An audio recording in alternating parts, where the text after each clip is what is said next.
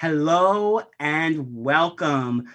We are here for an episode of the Color of Change Tell Black Stories series live with one of my favorite storytellers, director, producer, powerhouse, Kerry Washington. Welcome, Kerry. Thank you for having me, Rashad. It's so good to see you.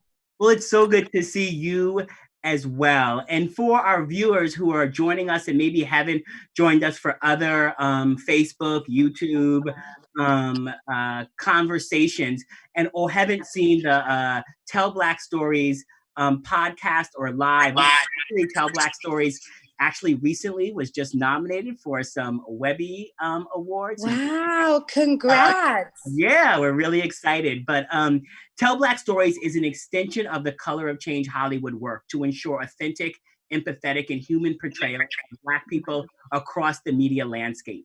We bring together storytellers, change makers, and celebrities to talk about the issues that impact Black communities the most. And we dive into everything from what is it like to be a Black writer in an all-white writer's room to issues that deserve center stage this year, from protecting Black people during this pandemic to voting rights, criminal justice reform, and so much more. So if you're interested in visiting us and learning more about Tell Black Stories, you can join the conversation and our work by going to changehollywood.org or by texting the word storytellers to 225568. That's the word storytellers to 225568. And so, Kerry, I want to jump right in. So people joined us because they know that we are going to talk about the incredible piece of content series that you produced and starred in, Little Fires Everywhere, which is on Hulu right now. And for folks who are watching and maybe haven't gotten through the entire series, we are not going to give the final takeaway. We're not doing that. We're not, no spoilers. No spoilers, but there might be little things here and there that we talk about, but we're not going to give you like the main thing that you want to know if you haven't gotten to it. So I won't be responsible for that. Kerry won't be responsible for that. But if there's like other details, just kind of bear with us as we sort of have this conversation. But I want to just start off first. I mean, we are over video. We are in a pandemic. We are in a crisis. I just want to know how's your family? How's everything going? Thank you for asking.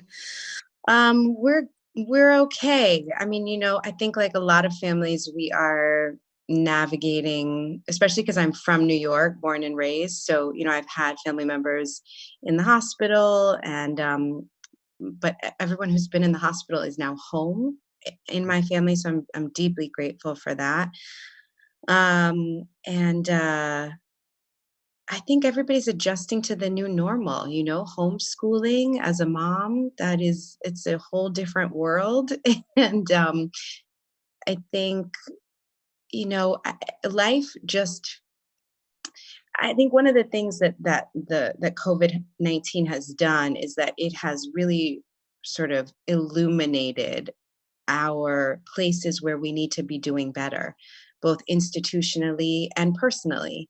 I think about the ways in which we faced with this virus, we have to confront the inequities in our culture, whether it comes to healthcare or access to Wi-Fi or,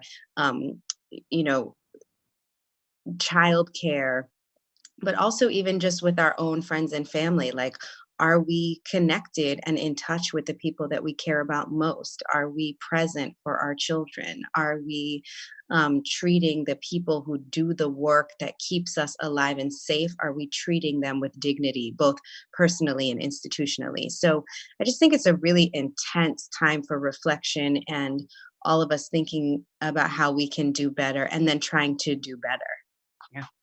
Yeah. I mean, there were so many themes around inequality, around who has access to what type of choices we have. There was that brilliant theme around choices, right? And, even the two of us that have the sort of privilege and ability to be online right now and be in conversation when there are so many other folks who are essential workers, right? And are doing things that are essential to taking care of us and taking care of society and making sure we have food and healthcare and all those things that far too often we haven't treated as essential. That's Um, right. That's and right. I'm interested just in terms of how the content has landed sort of in this moment, as a lot of people are home and binging, and a lot of people don't have access to be home and binge. What Yeah. are some of the things you've been hearing from folks in terms of how they may even been, connecting this to some of the ways in which they are experiencing this world, and are there any things that you've thought about since it's landed, and as you're now experiencing a very different world from when you were producing it? Yeah. I think one of the things that was really exciting for us about the material, but also scary, was that the show brings up so much. There's so much to talk about, whether it is immigration, adoption, race, class, gender norms, LGBTQ issues, parenting. There's just so much going on in the show. And for me, doing a show with that level of content complexity is so exciting, but you also hope that people are going to take the time to talk about it and process it, that when things get triggered, that they have the room to be unpacking it, on their own and with loved ones. And so strangely, this pandemic has really created an environment where we're putting these issues out there, and we know that people are dealing with them, because people have, not everyone, but a lot of people are having the space and the time to really unpack what we're bringing to them. And so the conversations on social media and in person and over the phone and however, like, the level of conversation about the content is so nuanced and really thorough. So that's been really exciting. Reese and I have talked a lot about how people are talking about the issues across the board with this show, and it's really allowing for deeper vulnerability, which is kind of what we went through making the show, to be honest with you, because Reese had to be willing to talk about where she comes from and what her beliefs were growing up and what her beliefs were, and all of the writers were doing that, and I was doing that. Like, we were all really bringing our kind of naked selves and what we thought about in the 90s and what we're thinking about now. Like, we brought all that to the mix so that we could make this soup together.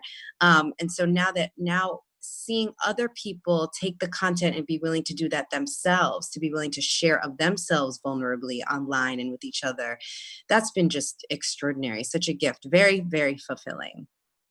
So, I love how you talked about there was so much in the book and there was so much in the content, and then you all decided to add more, I right? know. You all decided to add more because Mia wasn't actually Black, right? In the Yeah. book. That's Yeah, right. I mean, Celeste, it's interesting. Celeste Ng, who's the brilliant writer who wrote the yeah, novel, yeah. she has said that in her heart, Mia was always a woman of color. And that she thought she imagined Mia as being other from Elena and even from Bibi, because she shares ethnicity with Bibi as an Asian woman. But she to her courage. I mean, really, what am I trying to say? Like, what she did that I thought was extraordinary was she didn't try to write in the voice of a Black woman because she felt like she couldn't. And so she kind of wrote Mia as this sort of general other. And we know that she's other based on class and other in other ways. But she didn't try to have a Black woman's voice when she didn't feel like she could. But when it was really Reese's idea, Reese and her producing partner, Lauren Neustatter, they had the idea to ask me to play Mia and to invite me in as an actor and a producer. And yeah, it just added to the complexity, because I think a lot of what the novel is about is it's about how you navigate difference, right? Very different kinds of mothers who come from different parenting ideologies, different classes, different traditions, different kinds of employment. They're so different. And so we added in the explicit difference of race as well. And I think it added to the juiciness of the show. It was a interview that I read from the author that sort of struck me because it was so interesting about that piece of not wanting to write for a Black character and not really being able to dig there, but also speaking to this idea that as a person of color, she knew white people. Like because as a person of color to navigate the world, you have to know white people. It's interesting because we do a lot of work around race in the writer's room at Color of Change through our program and trying to both tell the story of the lack of diversity, but also support creatives, particularly Black creatives, and getting into writers' rooms and challenging sort of the systemic exclusion. And so I was just really interested that she felt really comfortable writing for white characters because we have to know. Well, you have to, Yeah. right? Like we know the oppressor. That's what double consciousness is that we don't get away with having one consciousness. You have to navigate the colonists. You have to navigate the oppressor. So as a woman of color, she knew she could write whiteness because we don't get to survive in hegemonic culture if we can't. But knowing that there was this other pocket of otherness that she had enough deference and respect for to say, like, I want to dance near it and honor that there is otherness, but I don't want to act as if it's a voice I can authentically write. I think that's a really beautiful. I think it's something beautiful about Celeste and exciting that Reese and Lauren in reading the book could intuitively know that they had to dig deeper in their ideas about who Mia should be. Yeah, in the writer's room, in the kind of like development, right? You couldn't just, I mean, I've been in enough writers' rooms where people are reading and looking at other things besides the actual source material. People have to gain material to help shape, especially if a book is turning into a series, right? So what are the things that people were looking at, reading? What was helping to shape the sort of shared experience of the writers? So our writer's room was led by Liz Tigelaar, she's so brilliant and so generous. She's a truly generous leader. And she had an eye toward diversity in the writer's room in every possible way. So meaning she had all different kinds of parents, fathers, mothers who came through being a mother biologically, via a surrogate, via adoption. She had folks from Ohio, folks from urban centers. She had an eye toward having LGBTQ representation in the room and not in the room, Black women in the room, Asian folks in the room. Like she really felt like she wanted to have eyeballs and consciousness that could reflect all of these areas that we were going to dig in. And also not just one Black writer in the room, right? Like we had many different kinds of Black women in the room who could bring lots of different kinds of experience of Blackness to play. Yeah. So, as I was watching, and another thing I was struck by was both the sort of how the characters of the kids developed, right? We oftentimes don't always see the sort of relationship between kids and parents in sort of a full spectrum where the kids are their own people and the parents are their own people. And you're seeing kids from a strength-based perspective, like you're seeing them from their full selves. And I felt like each of the kids had their sort of own very clear arc, right? Their own their own ideas about the world and how the world should be, even as they were sort of developing. And I'm interested in sort of how the adults sort of in the writer's room, help to sort of bring together this very diverse group of characters. Yeah, I mean, even that, some of the writers themselves had been adopted. Some of them grew up in Ohio. Some of them, I think one of the things we learned is that this happened. We were in a pre-production meeting. I think we were meeting with different directors, and Reese and I were looking at costume boards. We were looking at pictures for wardrobe for the teenagers. And I was like, oh, I had that jacket. And she was like, I had those shoes. And all of a sudden we were like, oh, we're playing our mothers because we were kids in the 90s. So I think there was, for a lot of the writers, there was a real sensitivity toward these teenagers because it was our music, it was our clothes, it was our world. So writing those teenagers was really writing ourselves 20, 30 years ago. And I think there was some real a different kind of love and respect for those characters because of that, because we knew we were writing us, or we were casting us, and that we were playing our mothers. So there was a lot of interesting compassion and empathy across generations because we really were dancing in each other's shoes.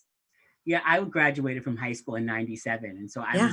I was taken right back to Yep. like some of these moments, like the music and the scenes. Yeah. Like, I mean, part of it PTSD, part of it nostalgia. Exactly. All Exactly. those things are real. You know, you have been very visible in your activism outside of your sort of your creativity, your creative work, and you've worked to like combine those things. I'm interested Yeah. if, as you took this on and as you were thinking about the layering of storytelling, how are you thinking about how it was connecting to the work you've been doing out in the world, and the kind of issues and themes you've been trying to give voice to, get people to care about, make people stand up for? Yeah.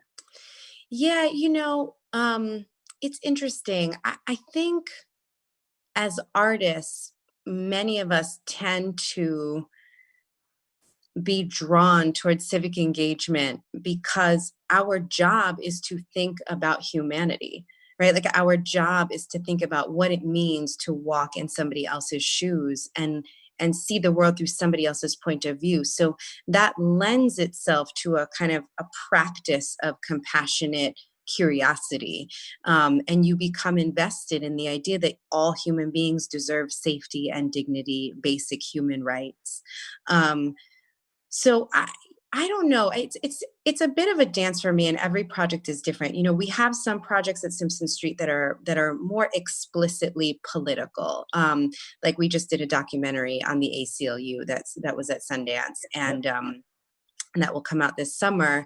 And that is obviously a piece about people who are at the front lines of fighting for civil liberties for all Americans. So that is obviously a film that has deep, deep political ideology.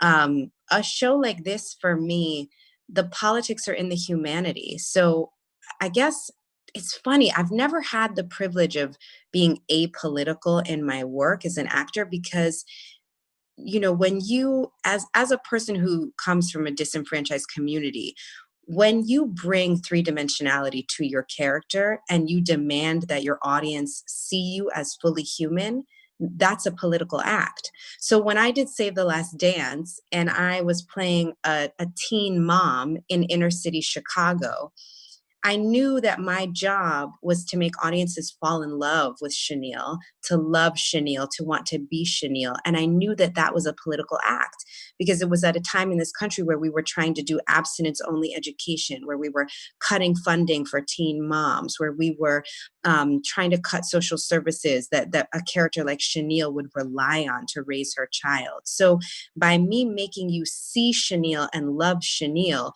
you were forced to think of an American that not you, but audiences would be forced to see us, right? Yeah. To really see us and to love us. So anytime that I put myself at the center of a story and demand that audiences see me and hear me and value my experience, whether you love me or hate me, but value my humanity, as a Black person, as a woman, it's a political act.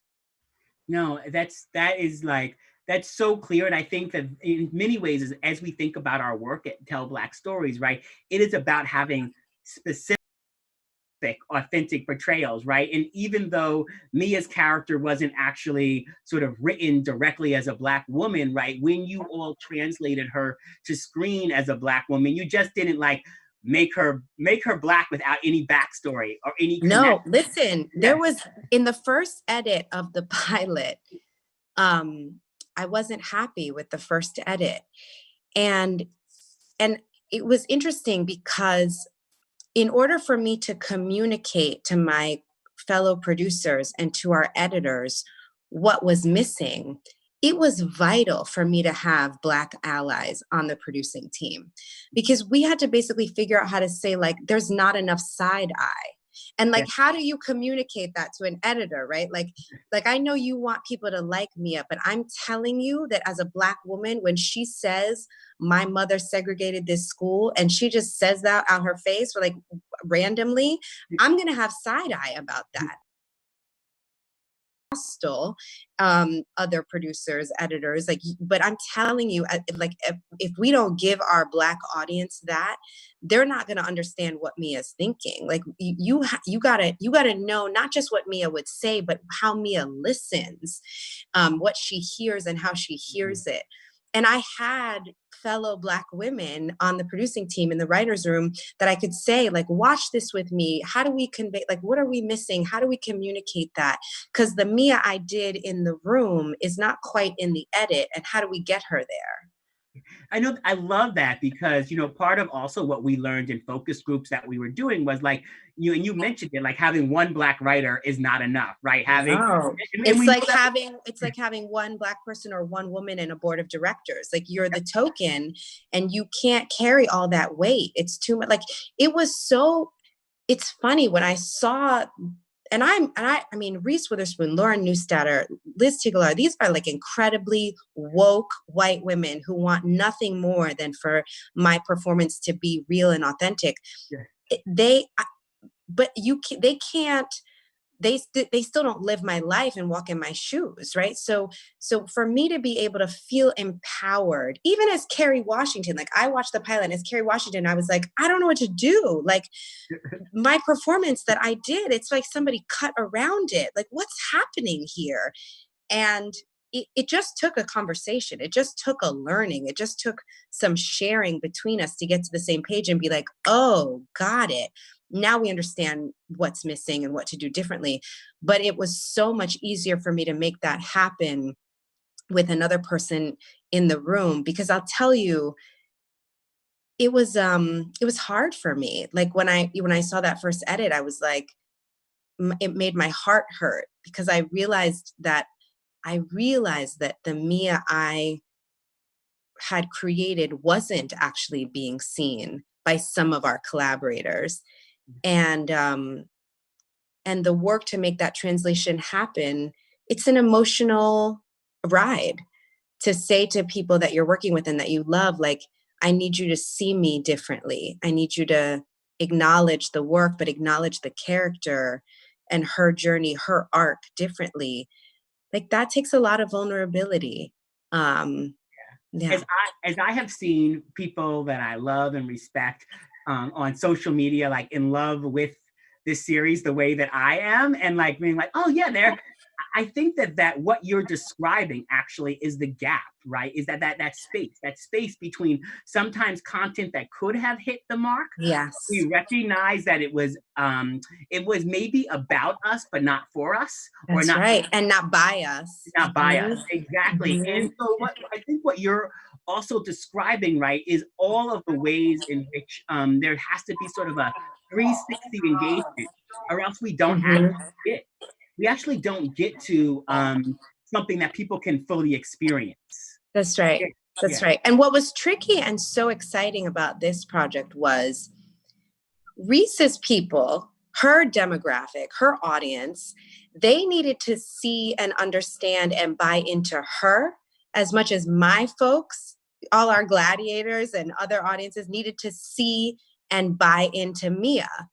And so we were doing a dance where you could believe Elena and you could believe Mia, and our audiences could buy in and feel like they were seeing themselves in this joint story. And it was a really, really special dance. Reese and I are friends for life. I'm deeply, deeply grateful to her as a partner, because we really fought for each other and for ourselves, for both of those women, for there to be room for both of those women to be fully realized, and not have this be like a white woman's story or a Black woman's story, but like, how do we, even down to the music, like, how do we make this a story where everybody has a seat at the table and belongs and feels seen and heard and valued and loved and human?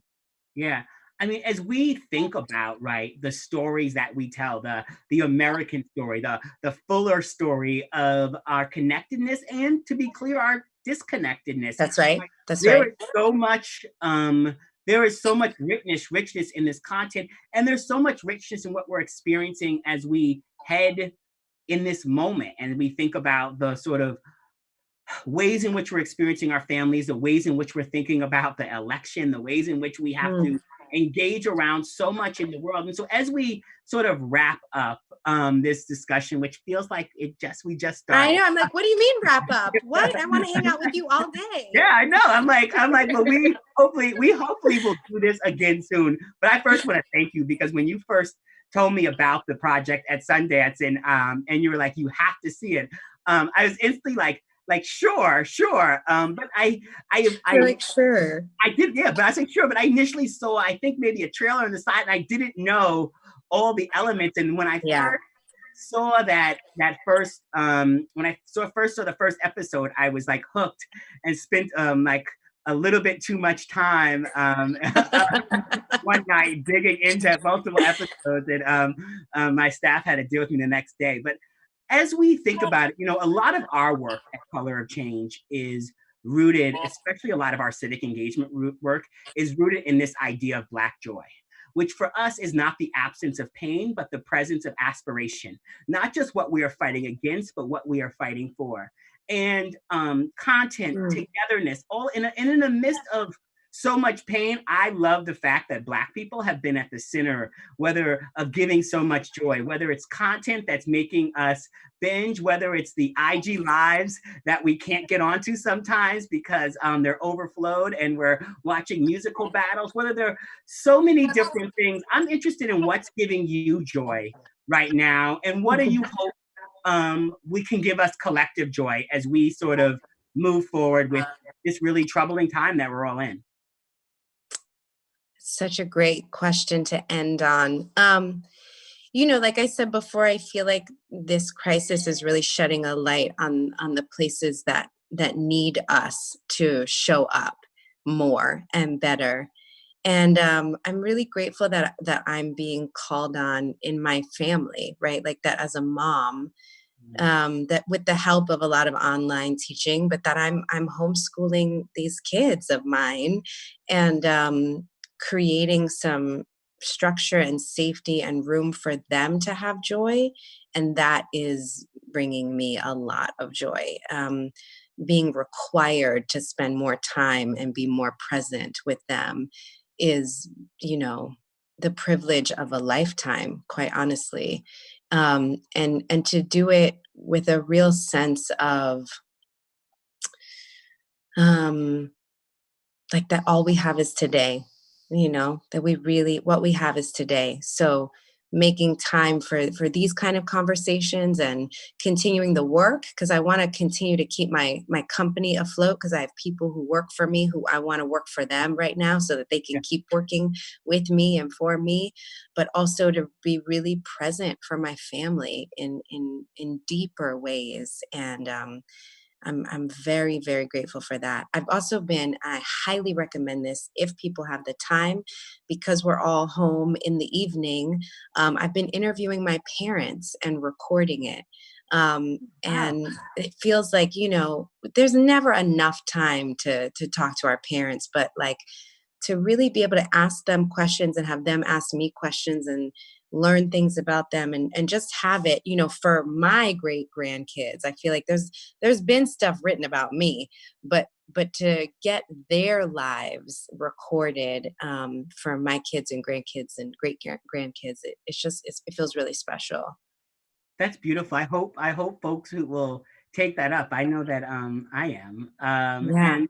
And so before we close, anything else people should be looking for from you? Is there anything else people should be keeping their eye out from Simpson Street? I know the ACLU documentary is coming, but yes, so that's called The Fight. So please look out for that. We're really proud of that. Really excited.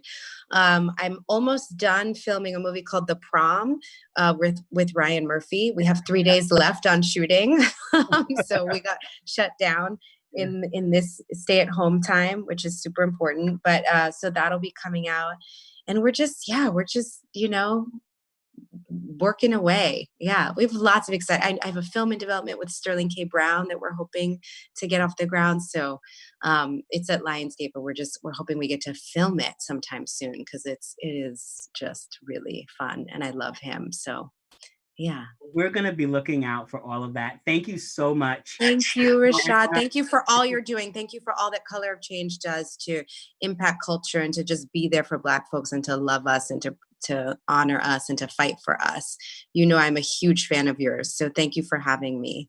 That really means so much. And for folks, visit us at changehollywood.org. If you're at home, if you're watching this on your phone, or you want to engage in the effort to stand up around the fight to protect Black communities as we respond to this crisis, visit us at theblackresponse.org. Theblackresponse.org is where there's a wide range of campaigns, federal, local, and community-based. They're all about helping Black communities thrive in this moment and fighting for the type of protections that we deserve. So theblackresponse.org. And then, of course, you can always text storytellers to 225568 to learn more about our Hollywood work.